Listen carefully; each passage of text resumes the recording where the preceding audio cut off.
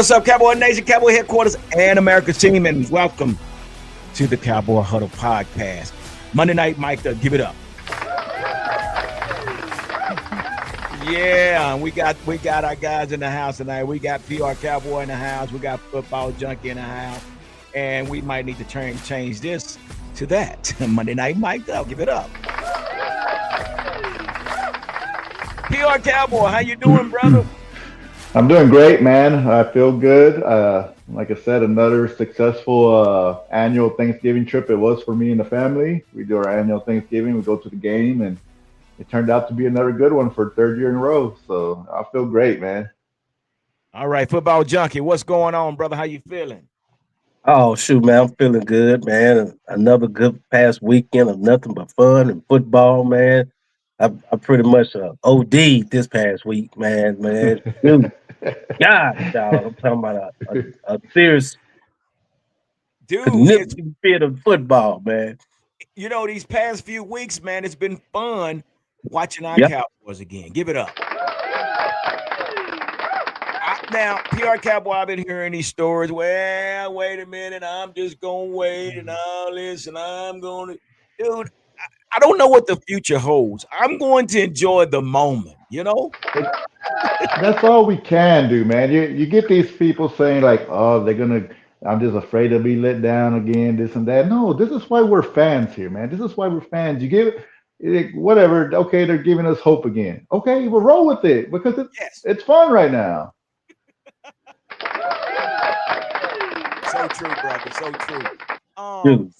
So PR Cowboy, before we get started, I want to give a big shout out to all our followers and all the subscribers that follow the Cowboys Huddle podcast, man. What you see here, this is the three amigos right here that basically die hard Cowboy Huddle podcast supporters and content creators. So give it up for these guys as well. But again, thank everybody that supports this channel. So PR Cowboy, you had an opportunity to go to the game. So share that experience with us, especially when it was a win against the Texans Chiefs. I mean, Yeah, I mean, look, you're sitting there. I get to the game, and at first I'm surrounded by Chiefs fans. Like I thought, like I was just gonna be like, I'm not gonna high five anybody, but my wife and my baby girl. That's all.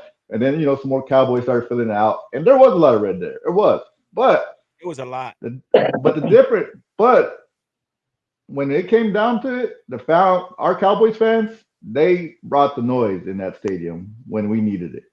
They brought it. They drowned out those Chiefs fans because even when we had third down situations, it was still silent in there. Even as much Chiefs fans as there was, that didn't affect like they were quiet. Yeah, And even with the game being as close as it was too, and because you heard them right when the first interception, you heard them. It was loud in yeah, there. yeah. But when it came to like third down situations or whatever, it was silent from them. And our crowd pops up to our fan base. They showed up when we needed them to get loud. And like I said, that's what I enjoy.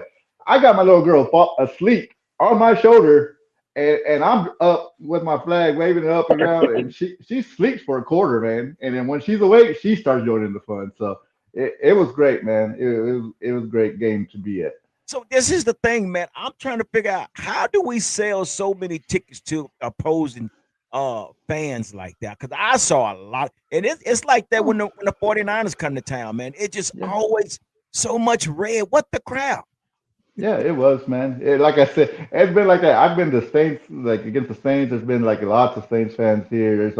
It's just one of those things. It's like I don't know what it is. It's maybe like the season ticket holders that just like they just want them for like if they do go to the playoff games, they'll go to those important games or whatever, and they sell Yeah, these tickets off. Like I said, it was a lot of red, but I thought it would be because they were loud, but I thought like it would give us trouble on the offensive line. I mean, we'd have a lot more penalties than what we did as far as like false starts, and it wasn't that wasn't the case. Our fan base showed up on Thursday. that's what's up, man. Well, that's good, man. And it was another win. And your daughter is 3-0, you say? 3-0. She's about to turn 3 years old, and she's been since she was born. She's been to a Thanksgiving game every year, and she beat Washington. We beat the Giants, and now we beat the Chiefs. 3-0, Wow, man. wow, that's Yeah. what's up, man. That's great, man. So we might be on to some football junkie. So, football junkie, tell us a little bit about your experience as far as watching this defeat over the former Super Bowl champions. Yeah, that game with the former Super Bowl champions and Super Bowl runner ups, man. Thursday, man, I was like when that ball come up out of Dak's arms and it turned into an interception. I'm like, oh man, I hope Yeah, this don't be what it is gonna be like, man. Because I'm like, damn, man.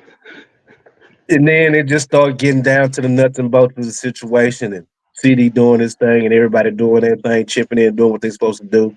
Defense stepping up big when they need to step up, and when they was called upon to step up, they did what they're supposed to do, and just sitting back, just taking it in, and taking account for what I'm watching and yeah, whatnot. I'm like, man, this is getting thick.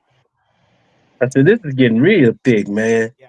And I was like, shoot, we working with something, man. We cooking with something, man. I said, man, we really cooking with something. And like I said, we've been saying, taking one game at a time, and that's the process that we have to go through right now. Taking it one day at a time. It's like uh uh our wife or our girlfriend is in the ninth month, and we waiting on that Delivery. day. Yeah, the delivery date. And we just like, man, just answer, just waiting, especially knowing that, especially if it's your first one, you like, man, boy, I'm supposed to be a daddy. And it's like, man, we actually can make the playoffs. Yeah, That's what I'm yeah. looking at. I'm like, It's possible. we actually can make the playoffs. And then I was thinking earlier today, I'm like, you know what? The Eagles lose one more game, it's gonna be possible that the Cowboys and Eagles swap spots. And looking at their schedule, man, I mean, it's pretty much I mean, it's close. I mean, It's close. I can see the Eagles losing to the Bills and maybe one to Washington, but they do have to play the Bills. They also have to play the Raiders. I see that's a win. But they But play the also, Chargers too. Yeah. yeah, and they play the Chargers. So I see the Chargers and the Bills for sure that they could probably lose, and they probably will lose. It's possible they can lose one to Washington. It's possible. I think I was And looking you at and it. you They just have to lose if we, like I said, I know we have to take it one a game at a time, but just for hypothetical, if we won out, they would just have to lose two more games out of the That's rest of the right. yeah, season, and we would yeah, swap with them. Yeah. And it's a yeah. possibility we could do that. I mean, Minnesota's not playing really good ball. Charge, I think we can probably man it with the Charge as well. But yeah, we got a schedule ahead of us as well, man. But like I say, we got to just take one game at a time. And I think these guys are focused. We're heading up to Detroit. But I want to get into what the I titled this show tonight, a rising star amongst the stars. And guys, I want to talk about this one individual, bro. And I had mentioned him, I think on TikTok or what, but man, I was watching this guy, and he had some words to say when we had drafted. We're talking about Tyler Booker. When he said when he did his interviews, he said he's like a kid in a candy store. When he lines up against the opposing team, I'm just paraphrasing. He said, "I like to see that then a look in their eyes after I continue to hit him and hit him and hit him." Well, Jalen Carter had something to say. He kind of had a rebuttal against that. But the first game, he didn't get a chance to play against Jalen Carter. But the second game, guys, he absolutely owned Jalen Carter. Hands down, guys. I don't know if y'all saw it, but this guy, Tyler Booker, actually manhandled Jalen Carter. If you go back and look at the all 22, oh my gosh, you could tell the guy, Jalen Carter, he's a Pro Bowl. He's an all pro player. But man, I'm telling you, Tyler Booker wore him down. Then we come with Kansas City, and he does the same thing to Chris Jones. Hmm. Did the same thing to Chris Jones. So, guys, we have a rising star amongst the stars. But before we go any further, I want to kind of get into uh, a little bit about Tyler Booker and who he is. So, basically, Tyler Booker is a guard. Basically, he was born April 12th, 2004. He's 6'5".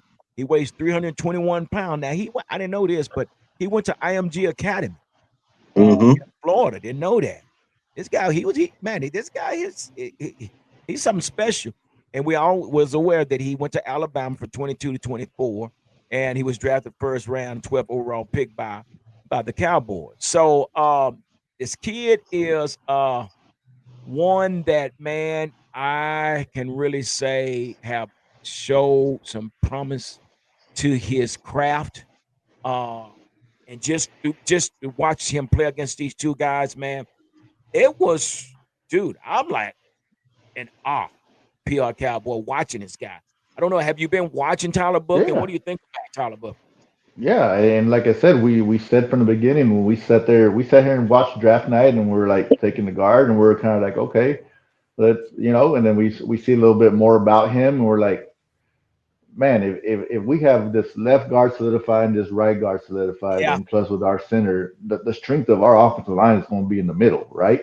We said that's what we thought. We're like, this is where we're building this team again to run the ball. And what we had talked about at the beginning of the year, right, G? We talked about, okay, I see you coming up with 8 men in the box, but I don't care that you have 8 men in the box because I'm going to run it right at you because I know I can run it at you. And that's what you get with Tyler Booker is like, you know what? I know this man's going to take care of his business at his end, and the running backs feel that. I mean, you saw in the Malik Davis run. So, like, that's what I'm saying. woo, Like, you just got to, like, and like I said, and the whole offensive line is just getting better and better and better as we go. You get these guys are young. These guys are young. oh, they're And, young. The oldest guy and is Terrence Steele. yeah, and that's our weak link, right? So it's just getting, but the rest, it's just getting better and better as we go. Yeah, and that's so true, man. And big shout out to Connor Riley and Clayton Adams and Brian Schottenheimer, man. Yeah, that's awesome. You got this. I mean, I love to see these tackles pulling around the outside football junkie and going to second level. And I mean, these guys are getting it down the field. But They getting it. that just shows you that they are putting a lot of emphasis, which we know Connor Riley is a guru along with Clayton Adams. Both these guys putting their heads together and coming up with these schemes, man, which has been working. But let me ask. I want to ask you this on this here football junkie. So uh, on Monday, the NFL released the initial 2026 Pro Bowl fan voting results, which account for 1/3 of the total vote. While Pickens received the second most votes among all wide receivers, Lamb did not crack the top 10. The only receiver ahead of Pickens is Seattle Seahawks rising star Jackson Smith Njigba. So my question to you is: they first of all they got well, no, I'm going to even go in there. But so my first question to you, football junkie, is this a big deal that CD's not in the top 10? Yeah, I would say it's a big deal, but at the same time, I won't say it's a big deal because when you look at the start of the season, CD missed like what 3 weeks. He was out for 3 weeks, roughly, basically 3 weeks, and then after he come back, he had a lot of muff situations. So when you go back of and look at his body of work before he went down, and then his body of work after he came back, and some of the key components contribute to probably the negative responses from these people in this panel is probably the the possibility this could be a situation where Dallas could have beat Philly out the gate if a couple of catches would have been made by CD. And those couple of catches were some key contributing catches that could have sustained drives or possibly even led to some scores. Um, and it seemed like it's been a very up until the Kansas City game, he has been very anemic with dropping the ball or muffing catches and stuff and whatnot. And that's not so CD like. We haven't seen CD miss this many passes and whatnot since he's been with the Cowboys.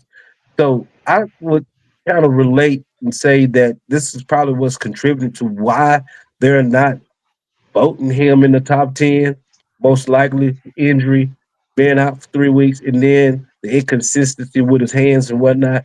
And it's just we need the CD that played against Kansas City Thursday night. We need that CD for the rest of the entirety of the season. We need CD locked in and focused, Yeah. ready to roll, ready to rock. I mean, Show these people this is just 1/3 of the panel. Yeah, The rest of the panel could say the other 2/3 can say, look how he finished the season out. yeah, He finished out strong and ended up in the top 10. yeah. So I mean, hey, I mean, CD is noteworthy for being able to do high performances and putting out good production and being one of the top yak receivers in the game.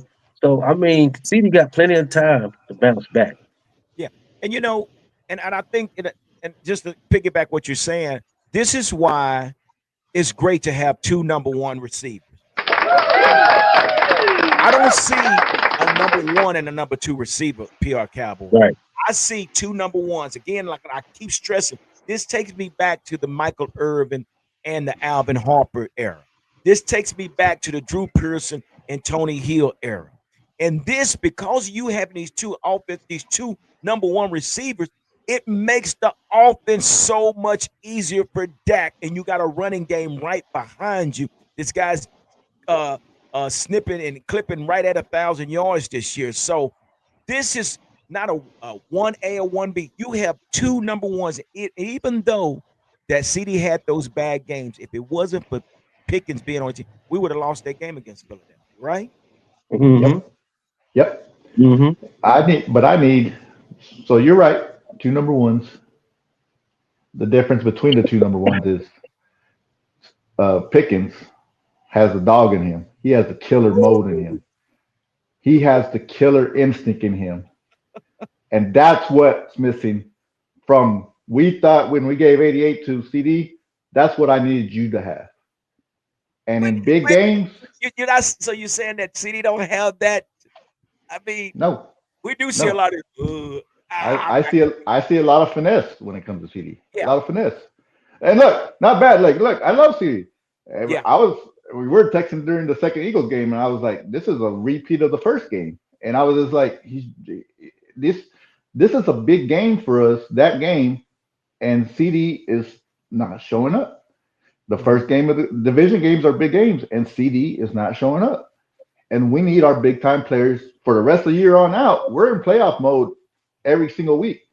Yeah, So for I sure. need CD has to be, hey, he just Go talked get it. about it. He talked about the Lions game being a playoff game already. No, you're in playoff game the rest of the year. And I need you to feed off of what Pickens is doing and get Mm, that instinct in you. That's what I need you to do. Because look, and this could help. This him knowing that he's not in the top 10, this could hopefully that puts a chip on his shoulder and like gives him that extra push, which I don't know why you need that extra push of anything, but hey, but if we come down to a critical game in the point like we did, you saw it in Kansas City. We needed that first down. Who we go to? The killer, the Killer. yeah. killer on the team. That's who we went to. So wait a minute now, PR Kyrie, I can appreciate you saying that, but for me, a football junkie was talking about something earlier, and he shared something with me. Now this has got to be a conspiracy theory, football junkie, but I want you to share with the viewers out there what you shared with me, what you found on social media, and I'm gonna let you go for it. Go for it, man. Well, I was checking out some sport news the other day on social media, and I happened to run across this guy called the NFL Mike, Mike, the NFL Mike, and he had shared with s- uh on social media that every time the Pittsburgh Steelers release one of their primary receivers, they end up going to a team and winning the Super Bowl. And it all started, yeah, yeah. It all started with Plastic Man, with Plastico Burris when he went First. over there with the New York Giants and won Mm-hmm. one with Eli. And then it went to Emmanuel Sanders. He went to the Denver Broncos and he won with Peyton. But they don't stop there. It gets even better. And then it went from Antonio Brown. Antonio Brown. He went, even though he went over there to the Raiders, he did not play for the Raiders, but he ended up going to the New England Patriots and won one with Tom Brady. Oh yeah, Excuse yeah. me. And the most recent one is Juju Smith Schuster. Mm-hmm. Went to KC.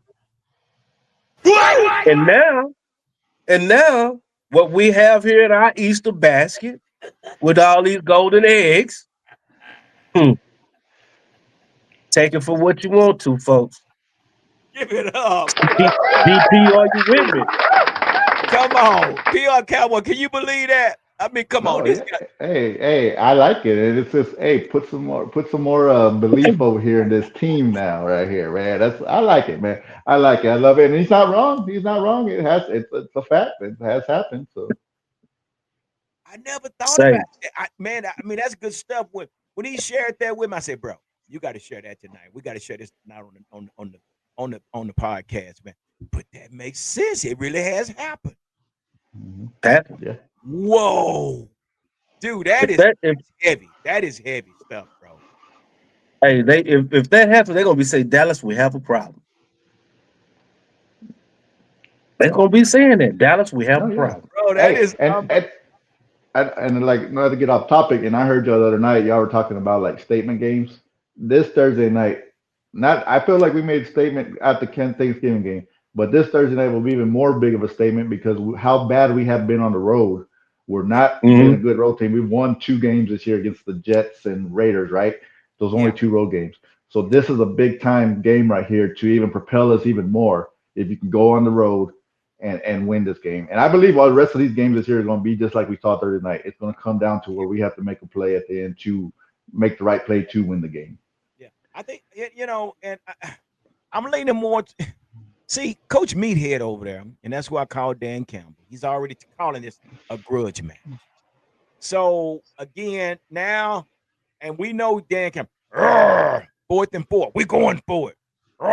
Fourth and five, we going for it.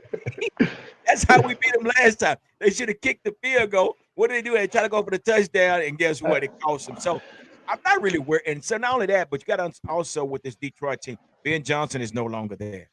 Aaron Glenn is no longer there.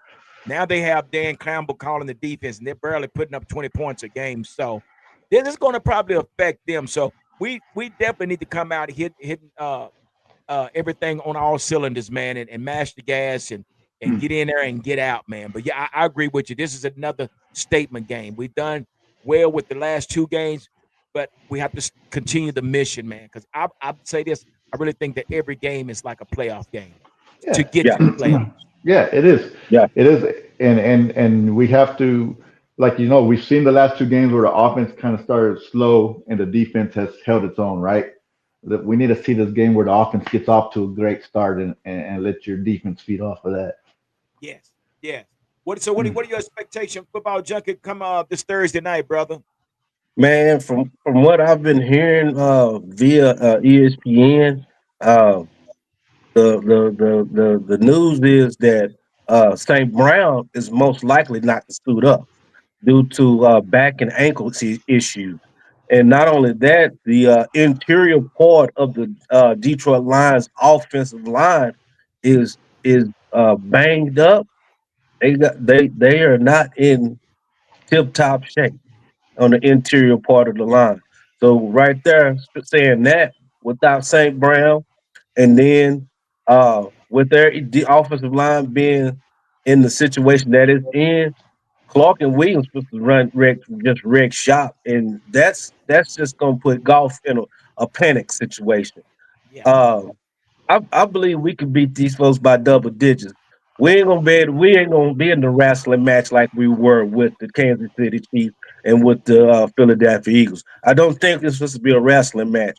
Uh, will it be a statement game? It can really be a statement game. We could basically check in on that 40. We could possibly check in on 40 on Detroit. We could possibly go up in Detroit and show them who the real D is. yeah, You know what I'm saying? We're gonna make them put some respect on the triple D.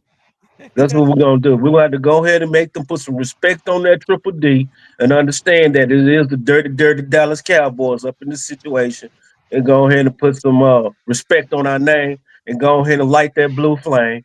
Get some heads turning so the folks will know that yeah, this is real. This is not, what I'm saying, no chill factor situation. You know what I'm saying? Because a couple of weeks ago we are saying it's just the Raiders. It's just the Raiders. Don't give a damn if it was just the Raiders. They're a professional football team. If they get out there, in the backyard, and we all get to playing some football. We play in touch. Well, sooner or later, we're gonna be tackling. That's true. It's gonna be competitive. So that's what we're looking at. They're a competitive team in the NFL. We expect them to play to the best of their ability. However you line up, that's how you fall. Mhm. Yep. There you Yep. go. And that's so true. But I'm gonna say this here. So to think the difference is between this Kansas City team and this and the Detroit Lions is the mobility and the lack thereof with Jared Goff. There's no Yeah, mobility. no Now we saw mobility. that we know Patrick Mahomes. This guy is man. This guy is this Wilson. guy is unbelievable. I saw him He's a do some. I Wilson. saw him make some pass without looking. I saw him come out of some pressures with jumping up and just taking off. So this guy is one of a kind. Jared Goff is a great coach, and I mean a great quarterback, but I'm not taking anything from. But the mobility is just not there, like Patrick Mahomes. This is where the problem is going to come with Jared Goff. But all of that, guys, I got to mention as well. We also have Trayvon Diggs returning, so he's going to Mhm. be back in the lineup. I don't know what was going on in Yep. the past, but yeah, he's returning. So I can say a few things about that, but I think Trayvon knew shit. He said, "Hell, I'm not gonna get out there on that before we made these trades. Like, man, these pass rushes we got, man, ain't cutting on nothing. I'm not gonna get out there and allow them to make me look bad. But now that we got this pass rushing crew out here, he said, I'm back. So yeah, it's gonna be something to see, man. So, but anyway, man, we're not gonna hold everybody up, man. I appreciate everybody coming on, man. I just wanted to touch base with everybody. So check us out on Wednesday night when we go live. We're definitely gonna go live Wednesday night, the night before the game. So we want everybody to chime in Wednesday night on What's Up Wednesday at 7 o'clock Central Time. Uh, and chime in. You can come on and just voice your opinion about the upcoming game. So again, thank y'all guys. PR Cowboy, appreciate you coming on. Football Junkie, appreciate you Yes. as well, man, for taking our time to do the Monday Night Mic up like we always do. But with that being said, hit the like button, hit the share button, and also hit the notification bell so you'll be notified when the next video comes out. So with that being said, continue to stay safe, be blessed, and whatever you do, continue to be kind. We out of here. Deuces.